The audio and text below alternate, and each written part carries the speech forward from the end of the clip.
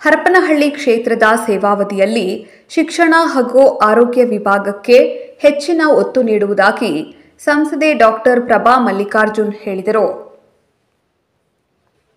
ವಿಜಯನಗರ ಜಿಲ್ಲೆ ಹರಪನಹಳ್ಳಿ ತಾಲೂಕಿನ ಅರಸೀಕೆರೆ ಗ್ರಾಮದಲ್ಲಿ ಶನಿವಾರ ಕರ್ನಾಟಕ ರಾಜ್ಯ ಅಂಗನವಾಡಿ ಕಾರ್ಯಕರ್ತೆಯರ ಮತ್ತು ಸಹಾಯಕಿಯರ ಫೆಡರೇಷನ್ ಆಯೋಜಿಸಿದ್ದ ತಾಲೂಕು ಮಟ್ಟದ 7ನೇ ಸಮ್ಮೇಳನ ಉದ್ಘಾಟಿಸಿ ಅವರು ಮಾತನಾಡಿದರು. ಮಕ್ಕಳಲ್ಲಿ ಕಂಡುಬರುವ ಅನಿಮಿಯಾ ಹಾಗೂ ರಕ್ತಹೀನತೆ ಹೋಗಲಾಡಿಸಲು ಇಲಾಖೆಯ ಜೊತೆಗೆ ಕಾರ್ಯಕರ್ತೆಯರ ಸಹಕಾರ ಅಪಾರವಾಗಿದೆ. ತಾಯಿಯಂತೆ ಮಿಗಿಲಾಗಿ ಕರ್ತವ್ಯ ನಿರ್ವಹಿಸುತ್ತಿದ್ದಾರೆ. ಮಹಿಳೆ ಮತ್ತು ಮಕ್ಕಳ ಅಭಿವೃದ್ಧಿಯ ನಿಟ್ಟಿನಲ್ಲಿ ಅಂಗನವಾಡಿ ಕಾರ್ಯಕರ್ತೆಯರ ಪಾತ್ರ ಮಹತ್ವದ್ದಾಗಿದೆ ಎಂದರು. ಆಶಾ ಕಾರ್ಯಕರ್ತೆಯರ ಹಾಗೂ ಅಂಗನವಾಡಿ ಕಾರ್ಯಕರ್ತೆಯರ ಸಹಾಯಕಿಯರ ಮೇಲೆ ಅಪಾರ ಗೌರವ ಇದೆ. ಸಚಿವ ಎಸ್ ಮಲ್ಲಿಕಾರ್ಜುನ್, ಶಾಸಕ ಶಾಮನೂರು ಶಿವಶಂಕರಪ್ಪ ಅವರ ಮೂಲಕ ರಾಜ್ಯ ಹಾಗೂ ಕೇಂದ್ರ ಸರ್ಕಾರದಿಂದ ಅಂಗನವಾಡಿಗಳಿಗೆ ಹೆಚ್ಚಿನ ಅನುದಾನ ತರುವ ಜೊತೆಗೆ ಕಾಂಗ್ರೆಸ್ ಸರ್ಕಾರದ 6ನೇ ಗ್ಯಾರಂಟಿಯಾಗಿ ವೇತನ ತಾರತಮ್ಯ, ಬಡ್ತಿಯ ಲಾಭ ಕೊಡಿಸಲು ಪ್ರಾಮಾಣಿಕ ಪ್ರಯತ್ನ ಮಾಡುವುದಾಗಿ ಭರವಸೆ ನೀಡಿದರು. ಕರ್ನಾಟಕ ರಾಜ್ಯ ಅಂಗನವಾಡಿ ಕಾರ್ಯಕರ್ತೆಯರ ಮತ್ತು ಸಹಾಯಕಿಯರ ಫೆಡರೇಷನ್ನ ರಾಜ್ಯಾಧ್ಯಕ್ಷ ಕಾಮ್ ಬಿ ಅಮ್ಜದ್ ಮಾತನಾಡಿ, ಮಹಿಳಾ ಮತ್ತು ಮಕ್ಕಳ ಕಲ್ಯಾಣ ಇಲಾಖೆಯಲ್ಲಿ ಅಂಗನವಾಡಿಯ ಶಾಶ್ವತ ಘಟಕ ಸ್ಥಾಪನೆ ಆಗಬೇಕು. ಸರ್ಕಾರ ಕಾರ್ಯಕರ್ತೆಯರನ್ನು ಜೀತದಾಳುಗಳಂತೆ ನಡೆಸಿಕೊಳ್ಳುವುದನ್ನು ಬಿಟ್ಟು ಸರ್ಕಾರಿ ನೌಕರರಾಗಿ ಪರಿಗಣಿಸಬೇಕು ಎಂದು ಒತ್ತಾಯಿಸಿದರು. ಅಂಗನವಾಡಿ ಕಾರ್ಯಕರ್ತೆಯರು ಸಿಪಾಯಿಗಳಂತೆ ಕಾರ್ಯನಿರ್ವಹಿಸಿ ಮಕ್ಕಳನ್ನು ಕಾಯಿಲೆಗಳಿಂದ ರಕ್ಷಿಸಿಕೊಳ್ಳುವ ಜವಾಬ್ದಾರಿ ಹೊತ್ತಿದ್ದಾರೆ. ಆದರೂ 38% ಮಕ್ಕಳು ಹಾಗೂ ಮಹಿಳೆಯರು ಅಪೌಷ್ಟಿಕತೆ ಹಾಗೂ ರಕ್ತಹೀನತೆಯಿಂದ ಬಳಲುತ್ತಿದ್ದಾರೆ. ಸದೃಢ ಮನುಕುಲದ ಉಳಿವಿಗಾಗಿ ಆರಂಭವಾದ ಸಮಗ್ರ ಶಿಶು ಯೋಜನೆ ಹಿನ್ನಡೆಗೆ ಸರ್ಕಾರಗಳು ಆತ್ಮಾವಲೋಕನ ಮಾಡಿಕೊಳ್ಳಬೇಕು. ಪುರುಷ ಯಾವ ಕ್ಷೇತ್ರದಲ್ಲೂ ಗೌರವಧನ ಆಧಾರದಲ್ಲಿ ಕೆಲಸ ನಿರ್ವಹಿಸುತ್ತಿಲ್ಲ. ಕೇವಲ ಮಹಿಳೆ ಮಾತ್ರ ಗೌರವಧನ ಆಧಾರದಲ್ಲಿ ಕೆಲಸ ನಿರ್ವಹಿಸುತ್ತಿದ್ದಾರೆ. ಇದು ಸರ್ಕಾರ ಮಹಿಳೆಯರಿಗೆ ಮಾಡುತ್ತಿರುವ ತಾರತಮ್ಯ ನೀತಿ.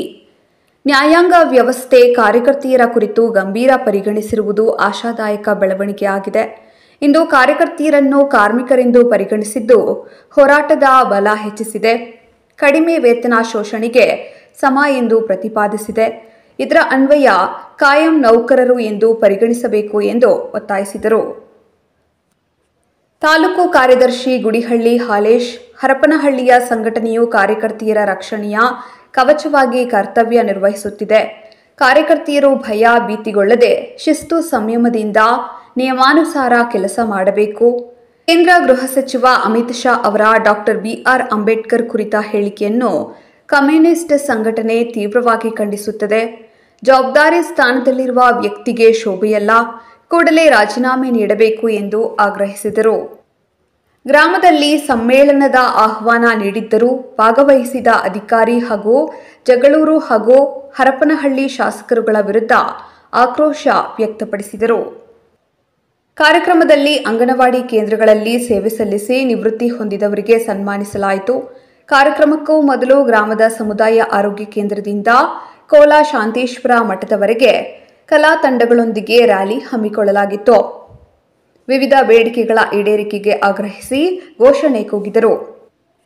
ಸಂಘಟನೆಯ ಹಿರಿಯ ಕಾರ್ಯಕರ್ತೆ Nagaratna, com T Basamma, com Suma, Vijayalakshmi, Pushpa, Hanumanthappa, Baliganur Kotresh, Sumangala ತಾಯಿ, ನಿವೇದಿತಾ, ನಿರ್ಮಲಾ, ಕವಿತಾ, ದುರ್ಗಮ್ಮ, ಕೊಟ್ರಮ್ಮ ಸೇರಿದಂತೆ ಇತರರು ಇದ್ದರು. ವರದಿ Mahesh, Arsikere, KS news 24x7.